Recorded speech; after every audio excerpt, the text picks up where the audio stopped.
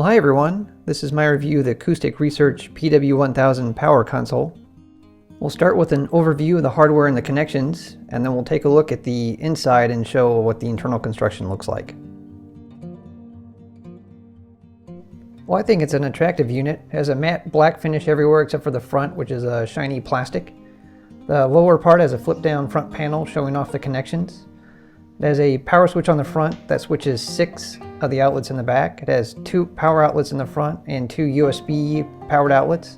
These are the speed pass connections that allow you to connect things on the front panel and pass them straight through to the back, where you have things connected to a receiver or to a TV. It also has an input here for a headphone jack for like an iPod.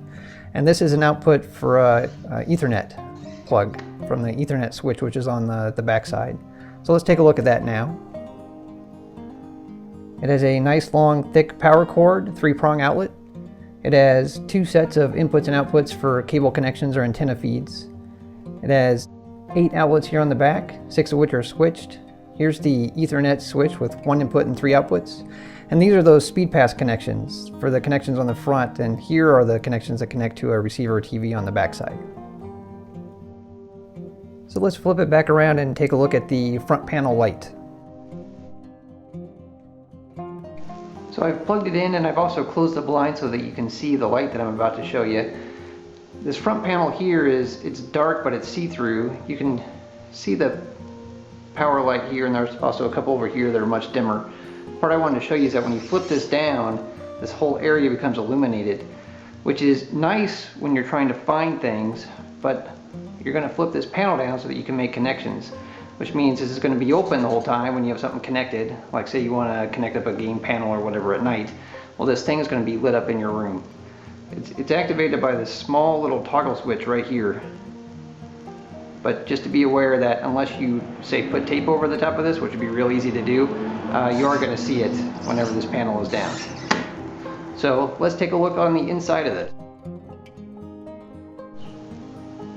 So here's the unit with the cover removed. It's actually pretty easy to get the cover off. There's just a set of screws. They're all the same size on the sides of the unit in the back. Once you pull those out, the cover slides right off. I just have it set off to the side here. So here's a look at the unit and on the inside. Just a refresher, you have some power outlets on the front, your Ethernet and your speed pass units.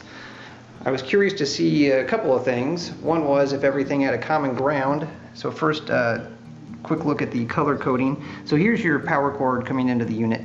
There's a white, black, and green cable that comes out of it. The green is the ground.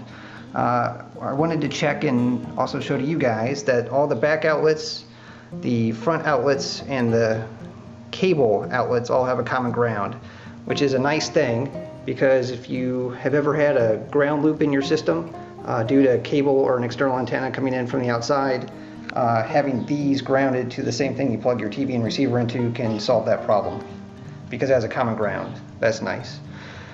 All of the outlets run through this same set of electronics here, which is surge protection and power conditioning. Here's the front circuit board that has the lights, which I believe are these 2 connections. I'm going to unplug those and see if it shuts the lights off. I also was curious whether or not the speed pass, which again runs from the jacks on the front to these jacks here on the back, if they just had round wire cables running to it, but it looks like they actually have a circuit board. I'll see if I can show that off to you here.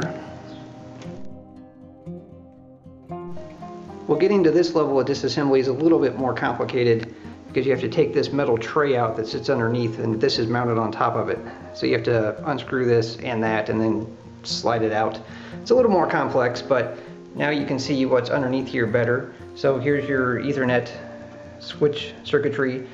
I thought they might have round wires going from the front speed pass ports to the back, but they have a circuit card. Might make assembly a little bit easier. I don't think it's necessarily better for you as the consumer. I mean, it's not worse. It's just a little cleaner installation. So here's your the analog connections going forward and back.